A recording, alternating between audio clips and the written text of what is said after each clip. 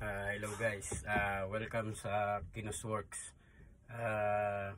Ngayong araw guys ay pag-uusapan natin yung isang troubleshooting sa electrical na napakadaling gawin pero nagbibigay siya ng sakit ng ulo sa mga driver tsaka sa ibang may-ari ng tracking. Ito yung tinatawag na power on nawawala yung power on. So bago natin pag-usapan yan guys, isa mo ng magandang intro.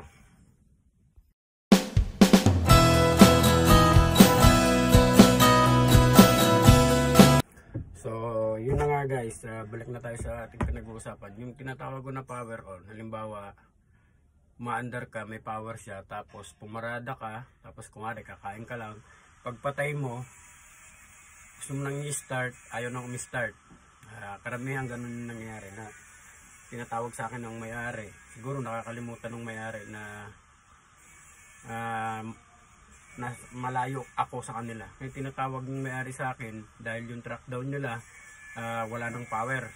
Pumarada lang daw, kumain lang daw yung driver niya at saka pahinante, tapos wala na raw kagad nung papaandar niya na, papalisin niya na, ayaw na raw mag power, wala na raw on, ayaw nang mandar.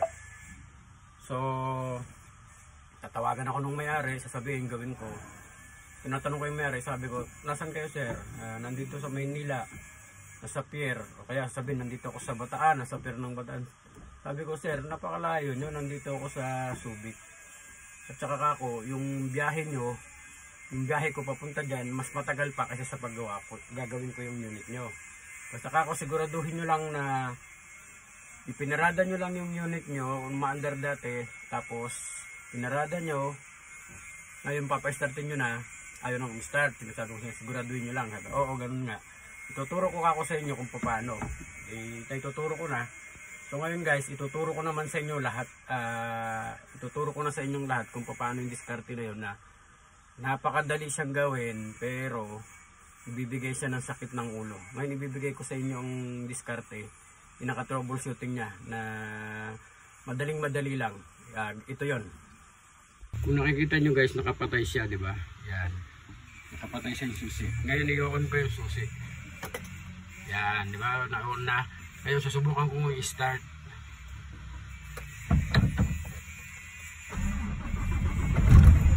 Yan, narinig nyo guys, i-start na siya, di ba? Ngayon, papatayin ko. Halimbawa, kung pumarada na ako, papatayin ko na siya. Yan. Tapos pag on ko na ganyan, kung ayaw na mag-on. Doon na papasok yung sinasabi kong problema sa inyo. Kaya ito ngayon guys yung problema. Pag ayaw nang mag-on na ganyan, isa lang yung pupuntahan nyo, fuse, pumutok ang fuse. Ituturo ko sa inyo kung nasaan yung fuse. Tandaan nyo lang guys, ituturo ko sa inyo kung nasaan yung fuse. Ito lang lagi ang problema, fuse lang guys.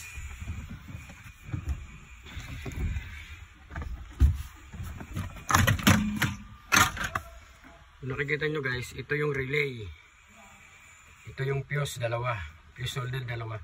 Ngayon ang pupuntahan nyo lang ay fuse ng number 1, ito. Tapos bilangin nyo lang mula sa taas. 1, 2, 3. Ito lang guys. Tingnan nyo tatanggalin ko tong fuse number 3. Kunwari pagpalagay natin pumutok siya. Ngayon pupunta tayo dito. Yan. O diba? Kunwari ayaw na niya, diba? Ngayon ang gagawin nyo lang guys, kasi nga pumutok nga siya, papalitan nyo ng bagong fuse. Halimbawa ito na yung bagong fuse.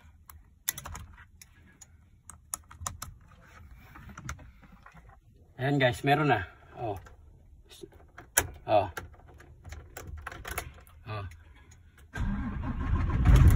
Yan na, start na ulit yan. So, ganun lang guys. Tandaan nyo lang na laging pangatlo. 1, 2, 3. Pangatlo sa unahan ng fuse. Sunod siya sa relay, pangatlo siya. Unang-una siya, tapos pangatlo mula sa taas. 1, 2, 3. Ito lang siya. So hanggang dito na lang guys. Sana guys na tandaan nyo yung sinabi ko sa inyo para madali nyong magagawa lagi yung problema nyo. Yan lang troubleshooting na nagbibigay ng sakit ng ulo sa ating mga driver. So ngayon alam nyo na. Itong number 3 lang guys ha. Power on yan.